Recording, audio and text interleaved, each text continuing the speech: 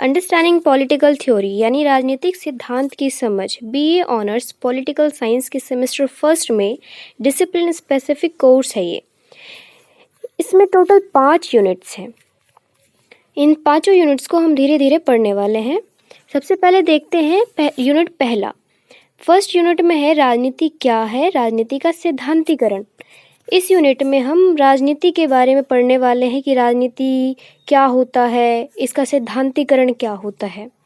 हमारा दूसरा यूनिट है राजनीति सिद्धांत के दृष्टिकोण, मानक, ऐतिहासिक और अनुभवजन्य।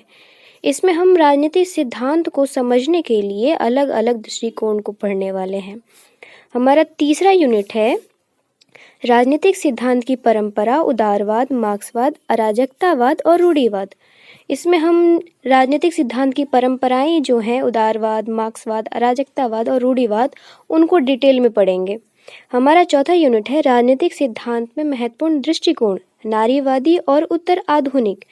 इस यूनिट में हम नारीवादी को बहुत ही डिटेल में समझेंगे। इसी के साथ हमारा पांचवा यूनिट है राजनीतिक समुदाय का विचार, राजनीतिक दायित्व। इस पांचवें यूनिट में हम राजनीतिक दायित्व को बहुत अच्छे से समझने वाले हैं। आगे चलते हैं। इसी के साथ हम अपना पहला यूनिट शुरू करते हैं। हमारा पहला यूनिट है राजनीति क्या है, राजनीति का सैद्धांतिकरण। इसमें हम राजनीति के अर्थ को समझेंगे। स्टार्ट करते हैं। राजनीति यानी ये दो शब्द से मिलकर बना हुआ है, राज और नीति। राज और नीति इज इक्वल्स टू राजनीति। इसका मतलब होता है कि राज्य के द्वारा जो भी नीति बनाई गई है उसी को हम राजनीति कहते हैं। अब राज्य क्या है? राज्य का एक डेफिनेशन है जिसमें सीमित भूभाग हो, जिसके पास साझा संस्कृति हो, साझी पहचान हो, जिसके पास संप्रभुता हो, जिनका साझा इतिहास हो, वही राज्य कहलाते हैं। नॉर्मली लैंग्वेज में हम राज्य किसी को भी कह देते हैं, जैसे कि महाराष्ट्र हो गया, पश्चिम बंगाल हो गया, इनको हम महाराष्ट्र कहते हैं। नॉर्मल लैंग्वेज में हम राज्य किसी को भी कह देते हैं, जैसे कि महाराष्ट्र, मुंबई, जम्मू कश्मीर, हम इनको राज्य कह देते हैं, लेकिन ये राज्य नहीं है क्योंकि इनके पास एक चीज़ की कमी है, वो है संप्रभुता। संप्रभुता का मतलब होता है कि अब हमारे पास खुद से जुड़े सभी मामलों में कोई सा भी फैसला लेने की स्वतंत्रता है, खुली छूट है। लेकिन हम जिनको राज्य कह रहे हैं उनके पास संप्रभुता नहीं है, उनके पास खुली छूट नहीं है, वो किसी भी मामले से संबंधित सारे फैसले खुद नहीं ले सकते, इसीलिए हम इनको राज्य नहीं कह सकते। राजनीतिक विज्ञान में राज्य उन्हीं को कहेंगे जिसके पास संप्रभुता है। जैसे कि हमारा पूरा भारत के पास संप्रभुता है, इसीलिए भारत को हम राज्य कहेंगे। भारत के पास संप्रभुता भी है, सीमित भूभाग भी है। सीमित भूभाग का मतलब एक लिमिटेड एरिया। साझा सांस्कृतिक पहचान मतलब उनकी संस्कृति तो काफ़ी डिफरेंट है, फिर भी अगर हम भारत को रिप्रेजेंट करते हैं तो एक ही संस्कृति की तरह हम दिखाते हैं। साझा इतिहास है पूरे भारत का, तो इसीलिए हम भारत को एक राज्य कहेंगे। ऐसे ही अमेरिका हो गया, यूरोपीय देश हो गए, अलग अलग देश, उन्हीं को हम राज्य कहते हैं राजनीतिक विज्ञान में। तो आगे बढ़ते हैं। हमारा पहला है कि राजनीति का महत्व।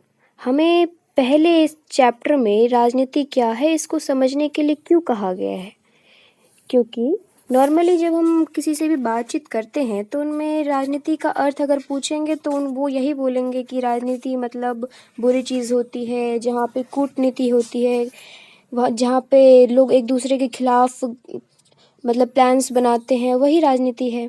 या फिर राजनीति है कि चुनाव हो गया, राजनीतिक दल बना लिया, यही राजनीति है लोगों के नज़रिए से। लेकिन इस राजनीति का सही अर्थ ये नहीं होता है, इसका अलग ही मतलब होता है। इसीलिए हमें राजनीति के अर्थ को पहले समझना चाहिए, उसके बाद उसका प्रयोग कहीं पे भी करना चाहिए। तो इसी को देखते हुए डेविड हेल्ड एक राजनीतिक विचारक है, उन्होंने ये कहा है कि राजनीतिक सिद्धांत का महत्व इस बात से प्रकट नहीं होता कि बिना किसी व्यवस्थागत अध्ययन के राजनीति कुछ स्वार्थी और लोभी राजनीतिक नेताओं के हाथों का खिलौना बनकर मात्र रह जाएगी, जो इसे शक्ति प्राप्त करने के यंत्र के अलावा और कुछ नहीं समझते। यानी अगर हम जो राजनेता है वो राजनीति को केवल एक यंत्र की तरह समझते हैं, जिसके माध्यम से वो शक्ति प्राप्त कर सकते हैं, और वो इस यंत्र और शक्ति का प्रयोग करके हम लोगों पे शासन करते रहते हैं। इसीलिए हमें राजनीति के अर्थ को समझना चाहिए, तभी हम इन राजनेताओं के हाथों राजनीति का खिलौना बनने से रोक सकते हैं और उसका सही प्रयोग कर सकते हैं। तो हमें क्यों पढ़ना चाहिए ये समझ में आ गया। अब अगला है कि फादर ऑफ पॉलिटिक्स, यानी पॉलिटिक्स के फादर किसको कहते हैं। हमारे फादर ऑफ पॉलिटिक्स जो है वो है अरस्तु। अरस्तु को इसीलिए कहते हैं कि इन्होंने एक पुस्तक लिखी थी, पॉलिटिका पुस्तक। पॉलिटिका नाम एक पुस्तक लिखी थी जिसमें इन्होंने राजनीति के अर्थ को बहुत ही अच्छे से समझाया था। और जो राजनीति शब्द है उसकी उत्पत्ति भी उसी शब्द से हुई है, पॉलिटिका से हुई है, जिसका मतलब होता है नगरों के मामले। आगे चलते हैं, हम देखते हैं कि जो राजनीति है उसका संबंध उस समूह या संगठन से है जो अपने पूरे समुदाय के भले के लिए निर्णय लेने का काम करता है। यानी राजनीति वो होता है जहाँ एक समूह बना हो, कुछ लोगों का ग्रुप बना हो, और वो ग्रुप जो है अपने पूरे समुदाय के लिए, जहाँ वो रहते हैं उन समुदाय के भले के लिए जब निर्णय लेती है, तो उसी निर्णय लेने की प्रक्रिया को, संगठन बनाने की प्रक्रिया को राजनीति कहा जाता है। ये इसका सही अर्थ है। अगला पॉइंट है कि प्राचीन समय से राजनीति सामाजिक जीवन से जुड़ी हुई है, जहाँ पर संस्थाओं द्वारा समाज के भले के लिए निर्णय लेने का काम होता है। यानी जो राजनीति है और सामाजिक जीवन है वो आपस में जुड़ा हुआ है, क्योंकि जो राजनीति है वो सामाजिक जीवन के भले के लिए ही किया जाता है। राजनीति इसीलिए अस्तित्व में आया ताकि जो समाज के व्यक्ति है, सामाजिक जीवन है, उसको और बेहतर बनाया जा सके। हमारा अगला पॉइंट है यह राज्य और समाज का जुड़ाव होता है। जो राजनीति है वो राज्य और समाज का जुड़ाव है। तब मतलब जो राजनीति है उसमें राज्य और समाज एक दूसरे से मिलते हैं, एक दूसरे से क्रिया करते हैं, उसके बाद ही राजनीति हो पाती है। राजनीति अपने आप में अगर एक पूरे डेफिनेशन में देखें तो राजनीति अपने आप में सामाजिक, आर्थिक, नैतिक गुणों का योग है। यानी राजनीति में सामाजिक गुण होते हैं, आर्थिक गुण होते हैं और नैतिक गुण होते हैं। तीनों गुण जब होता है तभी राजनीति होती है, और ये तीनों गुण मिलकर राजनीति बनती है, जो कि राज्य के शासन का मार्गदर्शन करती है। यानी राज्य को कैसे चलाना है इसके बारे में बताती है। इसी के साथ अगर हम इस राजनीति का एक डेफिनेशन देखें तो हम ये कह सकते हैं कि राजनीति उस अवस्था को कहते हैं जहाँ राजनीति का प्रयोग सरकार के विज्ञान और कला के रूप में किया जाता है। यानी राजनीति हम उसको कहेंगे जिसका प्रयोग करके सरकार चलाने के लिए विज्ञान और कला का प्रयोग करती है, वही हमारी राजनीति है। ये राजनीति की अवधारणाएं, यानी राजनीति की अवधारणा समय के साथ परिवर्तित होती रही है। प्राचीन टाइम पे राजनीति का जो अर्थ था वो अलग था, आधुनिक टाइम पे जो राजनीति का अर्थ है वो अलग है। ऐसा इसीलिए क्योंकि समय में बदलाव होते रहते हैं, लोगों के जीवन में बहुत सारी नई चीज़ें आती रहती है, नए नए आविष्कार होते रहते हैं। वैसे ही बहुत सारे विचारों में भी नए नए विचार जुड़ते रहते हैं। इसीलिए जो राजनीति की प्राचीन अवधारणा, पुरानी अवधारणा थी वो, और जो अभी वर्तमान की अवधारणा है उसमें बहुत ज़्यादा फर्क आ चुका है। प्राचीन अवधारणा ये थी कि राजनीति सिर्फ नगरों के समस्त मामले होते हैं, यानी नगर में जो भी मामले घटित हो रहे हैं वही सब राजनीति है। या फिर हम ये बोल दें कि राज्य में होने वाले जितने भी क्रियाकलाप है, जो भी काम है जो राज्य में हो रहे हैं और शासन से संबंधित है, यानी जो काम शासन से संबंधित है उसी को राजनीति कहा जाता है। अब प्राचीन राजनीति की अवधारणा देने वाले हमारे प्लेटो रहे हैं, अरस्तु रहे हैं, इन्हीं के साथ सुकरात रहे हैं। ये हमारे प्राचीन विचारक रहे हैं जिन्होंने राजनीति को समझाया है। अगर आधुनिक टाइम पे देखें तो हमारा राजनीति का अर्थ है वो काफ़ी बदल चुका है। राजनीति का मतलब होता है शक्ति के लिए संघर्ष करना। यानी हमारे समाज में जो शक्ति है उसके लिए संघर्ष करना ही राजनीति है। देखते हम अपने वर्तमान जीवन में हम रोज़मर्रा की जीवन में देखते हैं कि चुनाव होता है, बहुत सारे राजनेता अपने अपने उम्मीदवार खड़ा करते हैं और चुनाव होता है और वो सभी जो उम्मीदवार हैं वो आपस में शक्ति के लिए लड़ते हैं, आपस में शक्ति के लिए संघर्ष करते हैं ताकि सभी को सब यही चाहते हैं कि उसे सत्ता मिल जाए, शक्ति मिल जाए ताकि वो शासन करे, तो वो आपसी में संघर्ष करते हैं। उसी संघर्ष को राजनीति कहा जाता है। अब हमारे एक विचारक है, उन्होंने ये कहा कि राजनीति जो है वो शांति की स्थिति में होती है। शांति जहाँ पे हो, शांति वहीं पे राजनीति होती है। जहाँ पे अशांति, युद्ध छिड़ जाती है, वहाँ राजनीति नहीं होता है। मतलब ये है कि राजनीति जब फेल हो जाती है तभी युद्ध होता है। राजनीति बातचीत है, आपसी बातचीत करना, शासन से संबंधित बातचीत करना, यही हमारी राजनीति है। अगला पॉइंट है कि दूसरों के साथ प्रतिस्पर्धी स्थिति में समाज दुर्लभ संसाधनों पर अपना प्रभुत्व और नियंत्रण स्थापित करने के प्रयास को राजनीति की संज्ञा देते हैं। यानी हमारे समाज में जो संसाधन है वो दुर्लभ है, बहुत ही लिमिटेड है, लिमिटेड रिसोर्सेज है हमारे समाज में। उन लिमिटेड रिसोर्सेज पर अपना प्रभुत्व कायम करने के लिए, यानी अपना उस पे कंट्रोल करने के लिए जो आपस में संघर्ष करते हैं, उसी को हम राजनीति कहते हैं। अलग अलग विचारकों के अपने अपने विचार हैं। अगला है कि राजनीति में विशेष प्रकार की सत्ता का प्रयोग किया जाता है। राजनीति में विशेष प्रकार की सत्ता का प्रयोग किया जाता है। विशेष प्रकार की सत्ता का मतलब ये होता है कि राजनीति में कोई भी लोग अगर कुछ भी काम कर रहे हैं राज्य के अंदर, तो हम उसको राजनीति नहीं कहेंगे। राजनीति हम तब कहेंगे जब किसी भी व्यक्ति, समाज, संगठन या समूह के काम से सरकार का कार्य या फिर कानून या नीति या सरकार प्रभावित होती है, तब हम उसको कहते हैं राजनीति। अगर कोई भी व्यक्ति ऐसे ही कुछ भी कर रहा है तो हम उसको राजनीति नहीं कहेंगे। अगर वो उसका काम सरकार को प्रभावित करती है तब हम उसको राजनीति कहेंगे।